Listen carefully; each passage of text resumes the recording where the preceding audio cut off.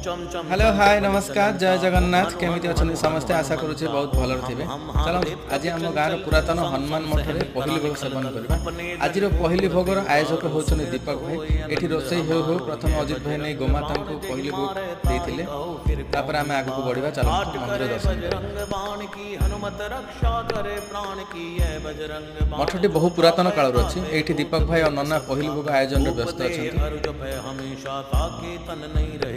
जय हनुमान जय हनुमान जय हनुमान जय जय हनुमान जय हनुमान जय हनुमान जय हनुमान जय जय हनुमान जय हनुमान जय हनुमान जय हनुमान जय जय हनुमान जय हनुमान जय हनुमान जय हनुमान जय जय हनुमान। आपण माने देखि परछे मंदिर बाहर जो छामुटी अछि से सब गछ डाल रे ही हेछि।